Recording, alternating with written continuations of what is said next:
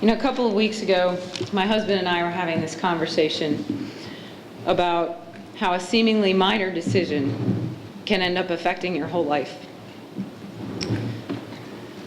When I was 9, I decided that I wanted to swim in the winter more than I wanted a new bike. A pretty big decision for a 9-year-old, but in the grand scheme of things, really doesn't mean much of anything.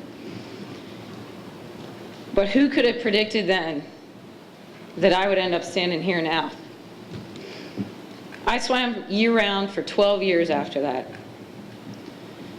I gave swimming pretty much everything I had. I gave it hour upon hour of training, driving to meets, sitting at meets. For those of you who aren't familiar with swimming, there was a statistic on the participants at the 1988 Olympic swimming trials that said, on average, we had swum 9,000 miles to get there. The problem with statistics is they can be skewed. In this case, that one was skewed by the sprinters. They never train as far as everyone else.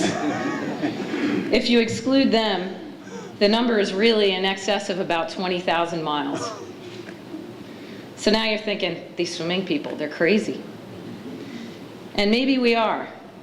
But the thing is, what I put into it doesn't even begin to match what I got out of it.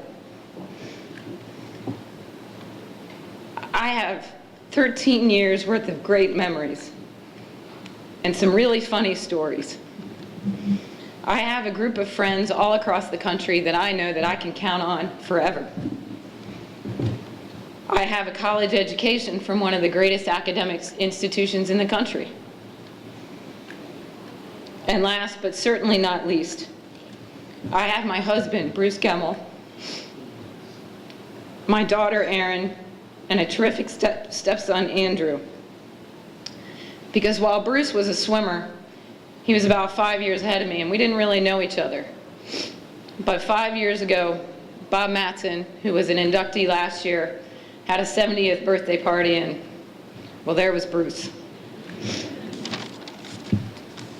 Throughout my swimming career, I had lots of help and support. Like Delina said, it takes a village. You can't do it all by yourself.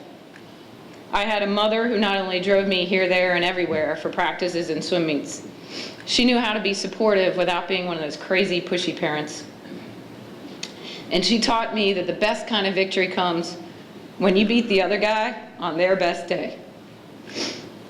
I was also lucky enough to have age group coaches who were willing to take the time and energy to encourage me and to work with me.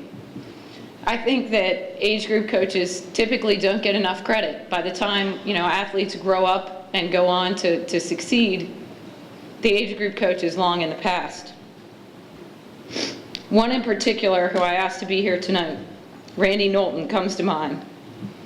In my head, this man is walking up and down the pool yelling at me about my backstroke mechanics. Those backstroke mechanics came in pretty handy. There are countless other people, coaches, friends, acquaintances, people who encouraged me along the way, but it would be impossible to name them all. So I'll just say it's a tremendous honor for me to be here, included among all these incredible athletes, coaches, sportscasters, and I want to thank the members of the hall for considering me to be among them. Thanks.